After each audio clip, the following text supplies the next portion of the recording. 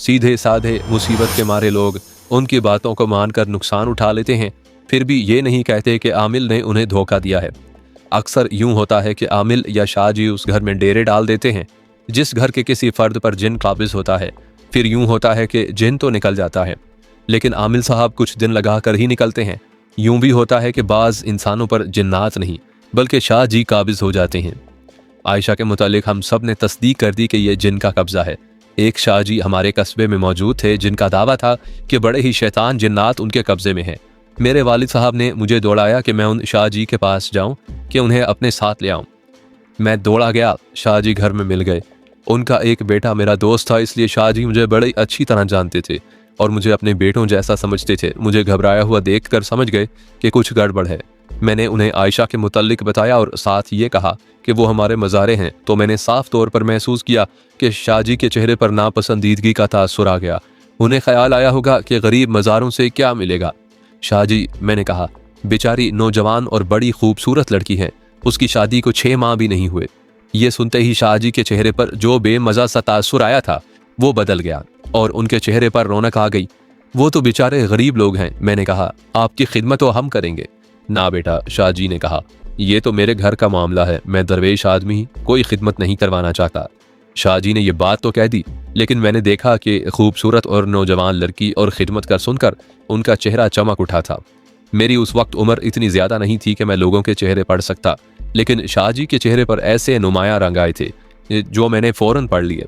इसके साथ ही मुझे ये भी यकीन था कि शाहजी जिन को भगा देंगे और आयशा को निजात मिल जाएगी। शाहजी ने कुछ चीज़ें छोटे से थैले में डालीं और मेरे साथ चल पड़े। आयशा के घर पहुंचे तो उसकी हालत पहले से ज़्यादा ख़राब हो गई थी। अब वो इतनी ज़ोर ज़ोर से चीखें मारती थी कि मुझे ये कच्चा सा मकान कांपता हुआ नजर आता था।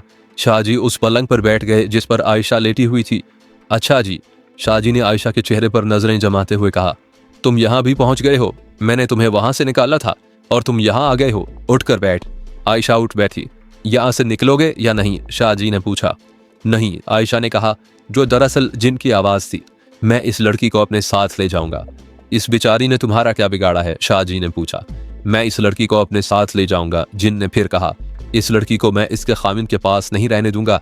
ये मेरे दिल को इतनी अच्छी लगती है कि मैं खुद इसके साथ शादी करूंगा। मैं तुम्हें यहाँ से निकाल कर जाऊंगा, शाहजी ने कहा। तुम्हारे पूरे ख़ानदान को जला कर राख कर दूंगा। आयशा ने बड़ी ज़ोर से चीख मारी और हाथ लंबा करके शाहजी की दाढ़ी पकड़ ली और दाढ़ी को ऊपर नीचे ज़ोर ज़ोर से झटके दिए। फिर दाढ़ी छोड़कर शाहजी के मुंह पर बड़ी ज़ोर से थप्पड़ मारा। शाहजी पलंग से गिरे, लेकिन पाँव फर्श पर लगाकर संभल गए। इसे पकड़ लो, शाहजी ने हुक्म दिया। मैंने आयशा के खामिंद और खामिंद के भाई ने पलंग पर चढ़कर आयशा को जकड़ लिया। मुझे आज भी याद है कि मुझ पर इतना ज़्यादा खौफ तारी था कि मैं सोच रहा था कि यहाँ से भाग जाऊँ, लेकिन मैं इसलिए भागने का कोई बहाना नहीं सोच रहा था कि उन सब के सामने शर्मिंदा होना पड़ेगा। शाहजी ने अपने थैले से लोबान की 2 बत्तियां निकाली और दोनों के सिरों को जला दिया। शोले बुझ गए तो बत्तियों से धुआं निकलने लगा। ये बत्तियां एक जवान आदमी की शहादत की उंगली जितनी मोटी और उतनी ही लंबी थीं। शाहजी ने एक बत्ती आयशा की नाक के एक नथने में दाखिल कर दी और दूसरी दूसरे नथने में।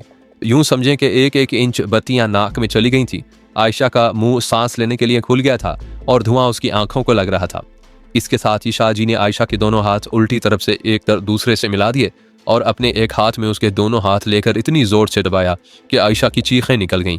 मैं देखता हूं तुम किस तरह यहाँ से नहीं निकलते, शाहजी ने कहा।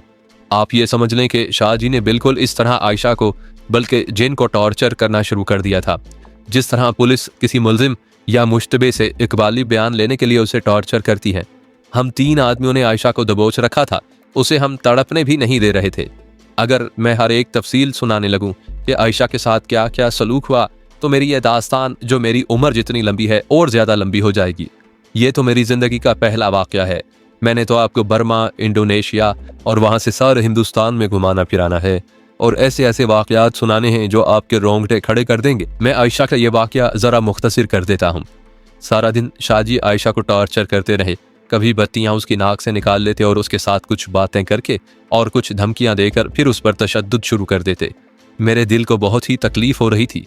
मैं सोचता था कि एक तो जिन है जिसने आयशा के वजूद को अपने कब्जे में ले रखा है और दूसरे शाहजी ने जो दरअसल जिन पर तशद्दुद कर रही हैं, लेकिन ये तशद्दुद आयशा के जिस्म को अजियत दे रहा था। मेरे अब्बा जान दोपहर को मुझे अपने साथ घर ले आए। वो कहते थे कि शाहजी उसको भगा देंगे। मेरी जज्बाती कैफियत ये थी कि आयशा के पास जा पहुंचूं और उसे उस अजियत से निजात दिलाऊं, लेकिन उसके पास जाने के ख्याल से ही दिल खौफ की गिरफ्त में जकड़ा जाता था। फिर एक और खौफ दिल पर आ पड़ा। जिन ने कहा था कि आयशा उसके दिल को बहुत अच्छी लगती है। जिन ने यह भी कहा था कि वो आयशा को खाविन के पास नहीं रहने देगा। इसका मतलब ये था कि जिन आयशा पर आशिक हो गया था। मैं इस खौफ में मुब्तला हो गया कि जिन मेरा भी दुश्मन हो जाएगा कि आयशा के साथ मेरे भी खुफिया ताल्लुकात थे। रात को मेरी अम्मी आयशा को देखने गई। वापस आकर उसने कानों को हाथ लगा लगा कर सुनाया कि आयशा की हालत कितनी बुरी है। शाह जी अभी वहीं थे और जिन उनके काबू में नहीं आ रहा था। जिस्म आयशा का रुई की तरह धुनका जा रहा था। अगले रोज मेरे अब्बा जान वहां गए। मैं इस डर से ना गया कि जिन मुझे अपना रकीब समझकर मेरा गला दबा देगा। एक रोज पहले जिन ने मेरे बाल पकड़ लिए थे। उस वक्त तो मैं समझा था कि बाल आयशा ने पकड़े हैं। उसने मेरे बाल खींच कर कहा था कि यहाँ से निकल जा। फिर शाहजी ने बताया कि ये जिन है तो मुझे एहसास हुआ कि मेरे बाल जिन ने पकड़े थे।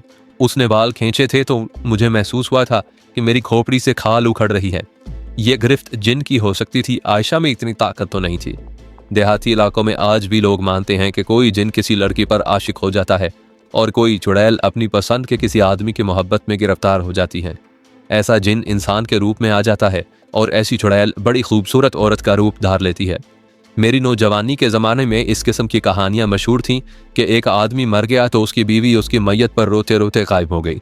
मरने वाले के एक दोस्त ने बताया कि यह औरत नहीं बल्कि औरत के रूप में चुड़ैल थी जो इतने साल उस आदमी की बीवी बनी रही थी। वो आदमी मर गया और चुड़ैल अपने रूप में गायब हो गई। आपने अपने दोस्तों या रिश्तेदारों में से किसी शादीशुदा आदमी को यह कहते सुना होगा कि मेरे माँ बाप ने क्या चुड़ैल मेरे पल्ले बांध दी है। इससे आप ये ना समझ लें कि उस शख्स की बीवी वाकई चुड़ैल है जिसने औरत का रूप धार रखा है। ऐसे मजलूम खाविंदों की बीवियां दरअसल औरतें होती हैं जो शादी के बाद चुड़ैलों के रूप में आ जाती हैं। अब्बा जान ने बताया कि शाह जी सारी रात आयशा के घर में इसी तरह रहे कि उन्होंने घर के किसी और फर्द को अंदर नहीं जाने दिया। कहते थे कि वो जिन के साथ तन्हाई में शर्तें और सौदा तय करेंगे। ये भी पता चला कि जिन पहले से ज्यादा बिगड़ गया है। शाम को आयशा का खामिंद आया। उसने बताया कि शाह जी ये कहकर चले गए हैं कि ये जिन काफिर है और शैतान का खास चेला है। उसे वो अपने घर बैठकर एक बड़े ही सख्त अमल के जरिए जान से मार देंगे। 2 दिन शाह जी आयशा के घर न गए। किसी ने उन लोगों को एक और शाह जी का पता बताया। ये शाह जी 3 मील दूर एक गांव में रहता था। आयशा का ससुर उसे साथ ले आया। मालूम हुआ कि जिन ने उसका भी इस्तकबाल बड़ी बदतमीजी से किया, लेकिन उस शाह जी ने आयशा पर तशद्दुद नहीं किया बल्कि जिन के साथ बड़ी शराफत से मुज़ाकरात करते रहे। उस शाह जी के कहने पर जिन ने रोटी खाई और पानी भी पिया। 3-4 दिन जिन ने कुछ नहीं खाया था, यानी इतने दिन आयशा का पेट खाली रहा था। ये शाह जी जिन से पूछ रहा था कि ये चाहता क्या है और किस शर्त पर वो हमेशा के लिए रुखसत हो जाएगा। खामिन इसे तलाक दे दे। जिन ने कहा गरीबों का घर ना उजाड़ो। शाह जी ने कहा ये लड़की भी उजड़ जाएगी। इसके और इसके खामिन के माँ बाप इनके लिए नए रिश्ते ढूंढते फिरेंगे। नए सिरे से इनको रकमें खर्च करनी पड़ेंगी। लड़की के लिए फौरन रिश्ता मिल जाएगा। जिन ने कहा इसके खामिन की मुझे परवाह नहीं। शाह जी जिन की मिन्नत समाजत करते रहे लेकिन जिन नहीं मान रहा था। मैं अभी तुम्हारी मिन्नत कर रहा हूँ। शाह जी ने कहा मेरे हाथ में इतना सख्त अमल है कि मैं तुम्हारा बेड़ा गर्क कर सकता हूँ। मैं इसके खामिन को जान से मार डालूंगा। जिन ने कहा मैं 3 दिनों के लिए जा रहा हूँ। अगर इन 3 दिनों में लड़की को खामिन ने आज़ाद न किया तो मैं खामिन को जिंदा नहीं छोड़ूंगा। जिन चला गया लेकिन आयशा की जिस्मानी हालत इतनी बुरी थी कि वो पलंग से उठ ना सकी। तुम अब अपना बुरा भला सोच लो। शाह जी ने कहा बड़ा जालिम जिन है। तुम्हें अपने बेटे की जान की सलामती चाहिए तो इस लड़की को तलाक दे दो और ये ख्याल भी रखना कि किसी और आमिल को ना ले आना। कहीं ऐसा ना हो कि तुम इस उम्मीद पर लगे रहो और जिन अपना वार कर जाए।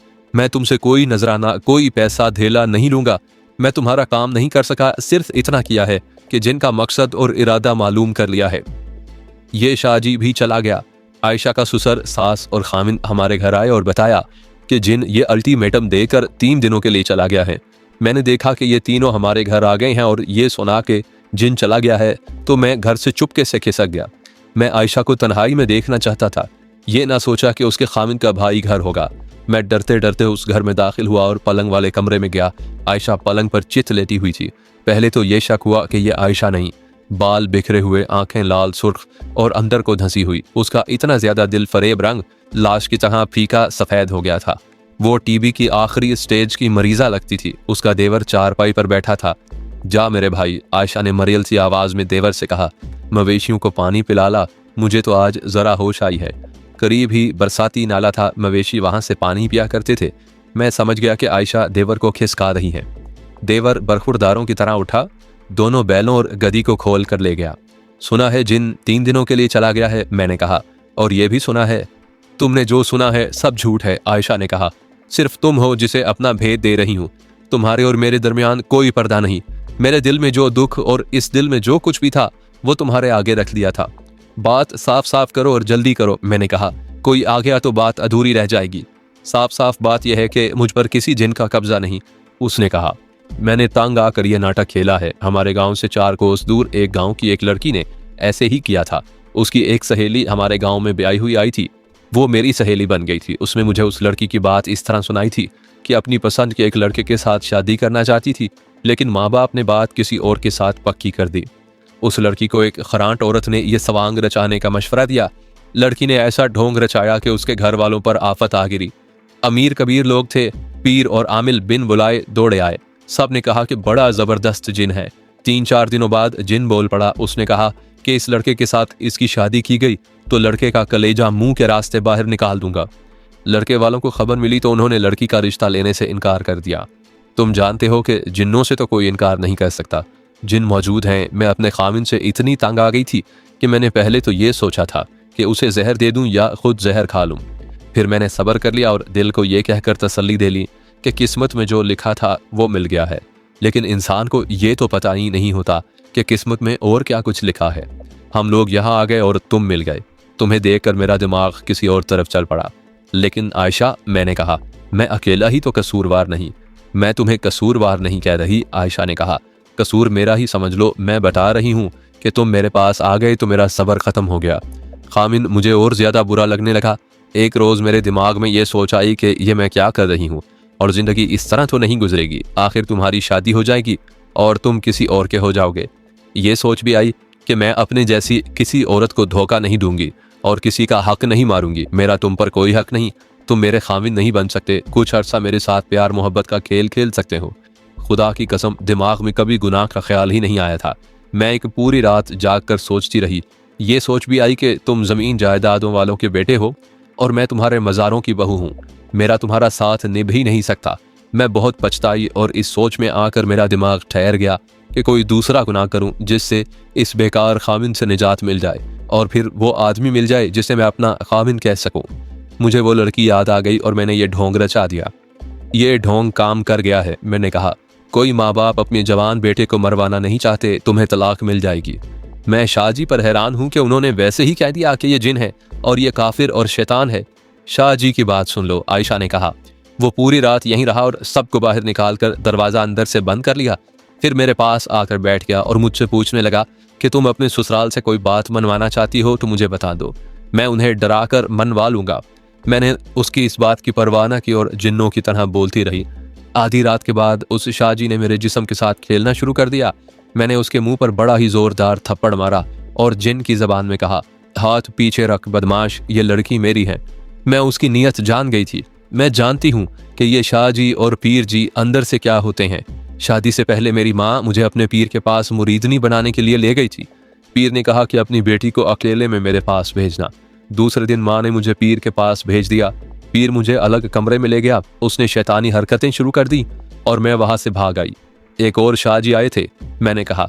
वो शरीफ आदमी है, आयशा ने कहा। उसने भी यही कहा कि ये जिन है, लेकिन उसकी नीयत बुरी नहीं थी। अब तुम चले जाओ, ये लोग आने ही वाले होंगे। तुम यहाँ से चली गई तो मेरा क्या बनेगा, मैंने जज्बाती लहजे में कहा। फिर तुम मुझे कैसे और कहाँ मिलोगी? मुझे तलाक मिल गई तो मैं अपने गांव चली जाऊंगी, उसने कहा। मैं तुम्हें कहीं भी नहीं मिलूंगी, ना मिलने की कोशिश करूंगी, ना दिल में मिलने की ख्वाहिश रखूंगी। दूसरी शादी करूंगी और अपने खामिन की होकर रहूंगी। मैं वहां से इस तरह निकला कि मेरा सर झुका हुआ था और मुझ पर ऐसी कैफियत तारी थी जिसमें नदामत भी थी और मरूबियत भी। आयशा का ससुर और सास आयशा के गांव चले गए। उसके माँ बाप को बताया कि एक जिन ने आयशा के लिए और उनके लिए क्या सूरत हाल पैदा कर दी है। वो दौड़े आए। आयशा ने उन्हें देखते ही अपने ऊपर वही कैफियत तारी कर ली जैसे उसके वजूद में जिन हाजिर हो गया हो। इसे यहाँ से ले जाओ, जिन ने आयशा की ज़बान से कहा। इसे खामिन ने तलाक ना दी तो खामिन को जिंदा नहीं छोड़ूंगा और लड़की को मैं गायब कर दूंगा। उसी रोज़ तलाक हो गई। जिन रुखसत हो गया और आयशा को उसके माँ बाप गाँव ले गए। ये मेरी ज़िंदगी का पहला और बड़ा ही अनोखा तजर्बा था। मेरे लिए आयशा का किरदार बड़ा ही अजीब था। मैं उसे सीधी सादी देहातन समझता था, लेकिन उसने जिस कामयाबी से एक्टिंग की और उसने मेरे साथ जो बातें करके मेरी भी छुट्टी करवा दी, उन बातों ने मुझे हैरत में डाल दिया। मैंने सुना था कि औरत एक भेद है जिसे आज तक कोई नहीं पा सका। यह भी सुना था कि औरत ने बादशाहों के तख्ते उल्टे हैं, और यह भी सुना था कि औरत बादशाह को भिखारी और भिखारी को बादशाह बना सकती है। ये सब मैंने अपनी आंखों से देख लिया। मैंने कुछ ऐसे वाकयात सुने थे। मेरे कस्बे में 2 आदमी थे जो अपने फ्रॉड की वारदातें खुद ही सुनाया करते थे। उनमें एक स्कूल टीचर था। वो गर्मियों की छुट्टियों में दरवेशी का बहरूप धार कर देहाती इलाके में चला जाता और महीने 1.5 महीने में अच्छी खासी रकम कमा लेता था। वो अक्सर अपने दोस्तों को बड़े दिलचस्प वाकयात सुनाया करता था। वो जिस इलाके में जाया करता था, उस इलाके के चंद एक जराइम पेशा और फराडिये उसे मुख्तलिफ घरों के मसाइल पहले ही बता देते। फिर हर गांव में खबर पहुंचा देते कि शाह जी कहीं जा रहे थे और फलां गांव वालों ने उन्हें रोक लिया। दूसरे गांव के हाजतमंद लोग दौड़ दौड़ कर शाह जी के पास आते, अपनी मुश्किलात और मुरादें पेश करते और शाह जी को मुंह मांगे नजराने देकर झूठी उम्मीदों से सरशार चले जाते। दूसरे आदमी का भी यही तरीका वारदार था। वो भी 1-2 महीनों के लिए देहात से निकल जाता और पहुंच वाला बुजुर्ग और गैब का हाल जानने वाला आमिल बनकर चर्ब जबानी के जादू से पसमानदा और मजबूर देहातियों को खूब ठगता और अपने खानदान के लिए पूरे साल का खर्चा कमा लाता था। उन दोनों में फ़र्क ये था कि स्कूल टीचर 40 से कम उम्र का था। उसकी दाढ़ी नहीं थी। वो नौसरबाजी के लिए जाता तो 15-20 दिन पहले शेव छोड़ देता और वापसी तक शेव नहीं बनाता था। दूसरे आदमी की उम्र 50 साल से कुछ ऊपर थी। उसने एक बालिश्त लंबी दाढ़ी रखी हुई थी जिसके आधे से ज्यादा बाल सफ़ेद थे। अगर मैं उन दोनों के सुनाए हुए नौसरबाजी और देहातियों की सादगी के वाक़यात सुनाने लगूं तो ये एक अलग से किताब बन जाए, लेकिन मैं इस बाब को मुख्तसर रखूंगा क्योंकि मैं आपको अपने साथ बड़े लंबे सफ़र पर ले जा रहा हूँ। चूंकि बात आयशा की हो रही है, इसलिए ये 2 आदमी याद आ गए थे। उन्होंने ऐसे ही वाक़यात सुनाए थे जैसा आयशा का मैंने अपनी आंखों देख लिया। उन्होंने जो वाक़यात सुनाए थे वो आयशा की एक्टिंग से ज़रा मुख्तलिफ थे। वो इस तरह कि उन दोनों नौसरबाजों में कोई एक किसी गांव में गया हुआ है। उसे बताया जाता है कि एक जवान लड़की को कोई दौरा पड़ा हुआ है। शाह जी को लड़की के घर ले जाया जाता। वो लड़की की हरकतें देखता और उसकी बातें सुनता है। घर के तमाम अफराद को बाहर निकाल कर दरवाज़ा बंद कर लेता है। लड़की से पूछता है, क्या चाहती हो? सच सच बता दो, वरना तुम्हारे बाप को बता दूंगा कि इस लड़की को कुछ भी नहीं, ये अपनी कोई बात मनवाने के लिए ड्रामा कर रही है। अगर बता दोगी तो मैं तुम्हारी ख्वाहिश और मर्जी पूरी करवा दूंगा, लेकिन तुम्हें मेरे 2 मुतालबात पूरे करने पड़ेंगे। लड़की बता देती है कि जिस लड़के के साथ उसकी शादी तय की गई है उसे वो पसंद नहीं करती।